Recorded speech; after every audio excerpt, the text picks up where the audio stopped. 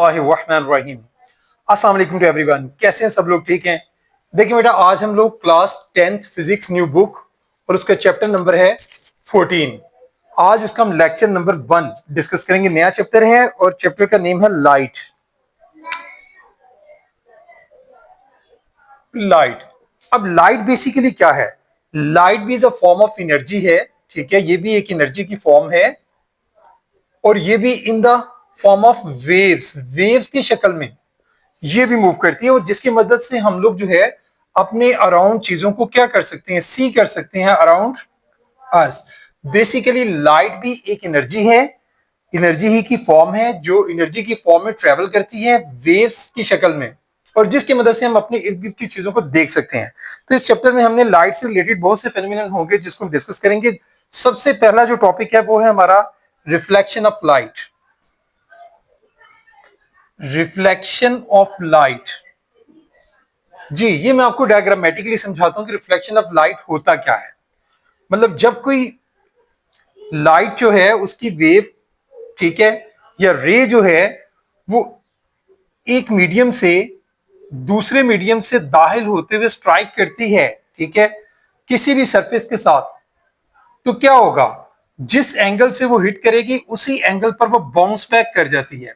मतलब ये जो रे होगी जो हिट करेगी उसको बोलते हैं इंसिडेंट रे। और इंसिडेंट रे यहां पर अगर मैं नॉर्मल ड्रॉ कर दूं, ये नॉर्मल है। इंसिडेंट रे नॉर्मल के साथ जो एंगल बनाएगी उसको कहते हैं एंगल ऑफ इंसिडेंस, यानी आई से इसको डिनोट करते हैं। This one is angle of incidence. इसी तरह से यही रे जब मतलब बाउंस बैक करती है फिर उसी मीडियम में वापस आती है हिट करने के बाद किसी हॉट सरफेस के साथ, तो इस रे को नाम देते हैं reflected ray. This one is reflected ray. ये जो रिफ्लेक्टेड रे है ये भी नॉर्मल के साथ जो एंगल बनाती है उस एंगल को नाम देते हैं हम और, यानी एंगल और mean angle of reflection, angle of reflection. अब आप इसको आसानी से समझ सकते हैं कि रिफ्लेक्शन ऑफ लाइट क्या है। Reflection of light takes place when, मतलब ray from one medium to hit the surface of the another medium and bounce back in the same medium या प्रीवियस मीडियम। अगर वो अपने पिछले मीडियम में जिस मीडियम से वो दाखिल होती है लाइट रे उसी मीडियम में बाउंस बैक करके वापस आ जाती है, तो इसको नाम देते हैं रिफ्लेक्शन ऑफ लाइट। इसमें एंगल ऑफ इंसिडेंस जो होता है आई, वो क्या होता है? वो है इंसिडेंट रे और नॉर्मल के दरमियान बनने वाला एंगल, वो एंगल ऑफ इंसिडेंस कहलाता है। इसी तरह से जो रिफ्लेक्टेड रे जिसके हमने आर से डिनोट किया है वो क्या है? वो नॉर्मल और रिफ्लेक्टेड रे के दरमियान बनता है। और नॉर्मल आपको पता है कि वो 90 डिग्री के एंगल पर जिस पॉइंट पर हिट करते हैं उस पॉइंट पर हम 90 डिग्री के एंगल पर एक लाइन ड्रॉ करते हैं जिसको नॉर्मल का नाम दिया जाता है। अब जो रिफ्लेक्शंस होते हैं वो दो तरह के होते हैं, कुछ रेगुलर होते हैं, रेगुलर रिफ्लेक्शन, रेगुलर रिफ्लेक्शन, और दूसरी टाइप इसमें होती है डिफ्यूज्ड या इररेगुलर रिफ्लेक्शन। इररेगुलर या इसका दूसरा नाम होता है डिफ्यूज्ड। अब इनमें फर्क क्या होता है?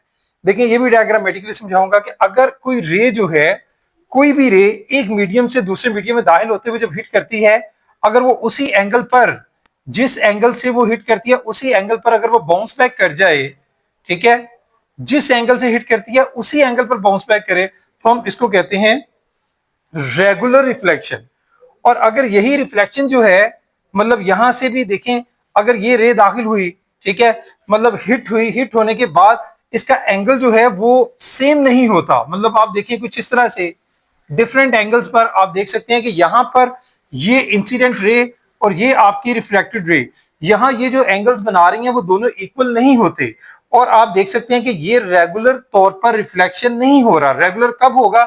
जब जिस एंगल से रिफ्लेक्टेड रे किसी मीडियम, एक मीडियम से दूसरे मीडियम में दाखिल होते हुए हिट करेगी किसी भी सरफेस के साथ, तो वो उसी एंगल पर बाउंस बैक करेगी। तो इस सूरत में जो रिफ्लेक्शन कहलाएगा वो रेगुलर रिफ्लेक्शन होगा।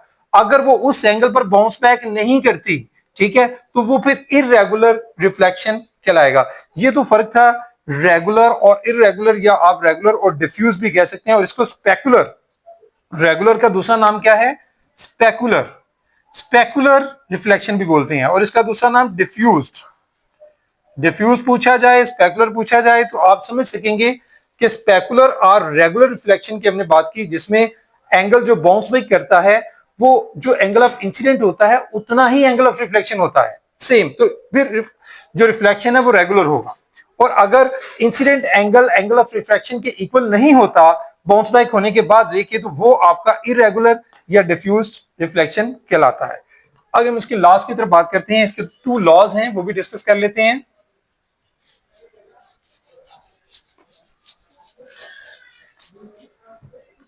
Laws of reflection, laws of reflection, देखिए जी, इसके लॉज ऑफ रिफ्लेक्शन जो 2 हैं, जो अभी हमने बात की कि भाई इंसिडेंट रे की, इंसिडेंट रे हो, रिफ्लेक्टेड रे, जो हम पीछे अभी डिस्कस करके आ रहे हैं, रिफ्लेक्टेड रे और नॉर्मल, ये सब के सब कहां होंगे? अगर ये सेम मीडियम में होते हैं, ठीक है जी, मतलब जब ये बाउंस बैक रे टकराने के बाद बाउंस बैक करती है, तो ये ऑल आर लाई किसमें? All are lie in the same medium, in the same medium. तो इसको हम नाम देते हैं, मतलब ये फर्स्ट लॉ ऑफ रिफ्लेक्शन है।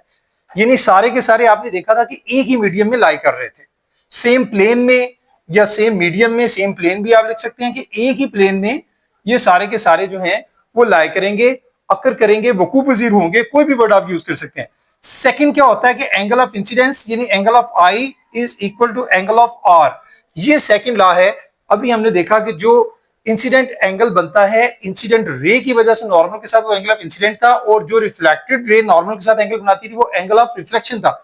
ये दोनों इक्वल होंगे, ये दोनों लॉज हैं जी रिफ्लेक्शन के, ठीक है। रिफ्लेक्शन के ये दोनों लॉज जो हैं ये भी जो है वो सेटिस्फाई होना जरूरी होते हैं। ये था हमारा टॉपिक रिफ्लेक्शन ऑफ लाइट। इसी रिफ्लेक्शन ऑफ लाइट को थोड़ा सा और अंडरस्टैंड करने के लिए हमारे पास कुछ एक्सपेरिमेंट्स हैं। एक एक्सपेरिमेंट मैं आपके साथ थोड़ा सा डिस्कस कर रहा हूं कि अगर हमारे पास यहाँ पर कोई ऑब्जेक्ट है, मतलब ये कोई सरफेस है, यहाँ हमने कोई रखा है, ये हमारे पास क्या है जी, एक ऑब्जेक्ट है। अब हमने यहां पर दरमियान में एक मिरर रखा है, ठीक है, this one is a mirror, जिसको प्लेन मिरर आप कहेंगे, यानी प्लेन मिरर, और ये ऑब्जेक्ट है। हमें ये ऑब्जेक्ट जो है रिफ्लेक्शन का प्रोसेस, वैसे तो जब हम लोग यहां पर इसको रखेंगे, यहां से हम देख रहे हैं, सपोज हमारी आई जो है वो यहां है, मतलब यहां से हमारी ये आई है, हम इसको जो है अपनी आई से जो है वो बेसिकली यहां से हम इसको वॉच कर रहे हैं। तो होगा क्या कि ये जो ऑब्जेक्ट है ये हम देखेंगे कि एंगल यहां से जो रे निकलेगी, मतलब यहां से जो रे निकलेगी वो भी यहां आएगी, ठीक है। मतलब 2 रेस अगर हम देखेंगे कि एक रे यहां पर, और अगर यहां से भी रे उसी एंगल पर ये रिफ्लेक्ट बैक करके हमारी आई में हमें यहां पर महसूस होती है, यानी ये रिफ्लेक्शन का प्रोसेस है ऑब्जेक्ट यहां पर। लेकिन हमें ऑब्जेक्ट जो है वो यहां कहीं दिखाई देता है, इस जगह पर, और ये बेसिकली ऑब्जेक्ट नहीं है जो हम देख रहे होते हैं। ये क्या होता है, ये इमेज होता है, और जो इमेज होता है याद रखिएगा, इमेज जो है वो वर्चुअल होता है। और यहां से हमें कैसे दिखाई देता है, यहां से रिफ्लेक्शन तो बेसिकली आपने देख लिया कि रे यहां से निकली, लाइट इस पर पड़ी तो हमारी आई में यहां से निकली, यानी ये हमें बाउंस बैक करते हुए बकायदा तौर पर यहां से दिखाई दे रही है। ये देखिए, ये बाउंस बैक की, यहां से रे ये बाउंस बैक की। लेकिन होता क्या है कि ये एक्चुअल प्रोसेस तो यही होता है, लेकिन हमें फील कैसे होता है, महसूस ऐसे होता है कि जो रेज हैं ये कहीं पीछे से आती हुई दिखाई हमें मालूम होती है। मतलब हमें ये रे, अगर मैं डॉटेड तौर पर इसको बढ़ाऊंगा तो वो मुझे यहां से, मतलब ये देखें, ये यहां पर हमें कहीं इस तरह से निकलती हुई दिखाई देती हैं, और इसी वजह से इमेज जो है हमें जो है वो वर्चुअल दिखाई देता है, रेक्ट दिखाई देता है। और अगर यहां से ये जो मैंने बताया कि ये मिरर है, मिरर से लेकर ये ऑब्जेक्ट जो है यहां तक हम देखें तो ये डिस्टेंस है किसका, ऑब्जेक्ट का मिरर से। इसको हम नाम देते हैं डी ओ, डी ओ मतलब ऑब्जेक्ट डिस्टेंस, ठीक है जी। और यहां से ये जो आपको दिखाई दे रहा है ये इमेज है। अब ये इमेज का जो मिरर से डिस्टेंस है इसको नाम देते हैं डी आई, ठीक है, इमेज के लिए आई। और ये हमेशा इक्वल होते हैं, याद रखिएगा। जो जितने डिस्टेंस पर आपका इमेज होगा, मतलब सादा लफ्जों में मैं आपको इस तरह से समझा सकता हूं कि अगर आप प्लेन मिरर के सामने खड़े होते हैं तो आपको अपना इमेज दिखाई देता है, ठीक है जी। वो आपका इमेज होता है जो आप मिरर में देख रहे होते हैं।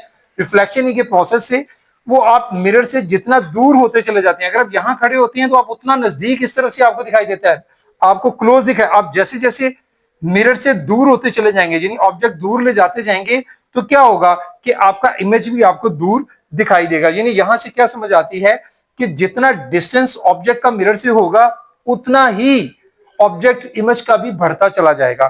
तो ये था हमारा मतलब इसको। और एक और चीज होती है कि हम लोग जो है इसको राइट एंड लेफ्ट के लिहाज से देखते हैं कि मतलब जो राइट साइड है वो लेफ्ट साइड में दिखाई देती है, लेफ्ट राइट में दिखाई देता है। मतलब मैं कुछ इस तरह से अगर इसको ड्रॉ करूं, मतलब इसकी शेप में अगर इस तरह से बनाऊं, ये देखें, अगर ये हमारा ऑब्जेक्ट है, ठीक है, मतलब मैं अगर इसको ऑब्जेक्ट समझता हूं, आप देखिएगा, तो ये जो ऑब्जेक्ट है इसके रास्ते में यहां पर अगर हम लोग कोई इमेज, ये देखें, ये मिरर हमने रखा, तो इसका जो इमेज हमें दिखाई देता है, इमेज हमें यहां पर जो दिखाई देगा इस पॉइंट पर, उतने ही जितना ये डिस्टेंस है उतने ही डिस्टेंस पर हमें दिखाई देगा। लेकिन उसकी डायरेक्शन क्या होगी, उसकी डायरेक्शन जो है वो टोटली इसके क्या होगी, वो ऑपोजिट होगी। मतलब इस तरह से डायरेक्शन हमें दिखाई देगी।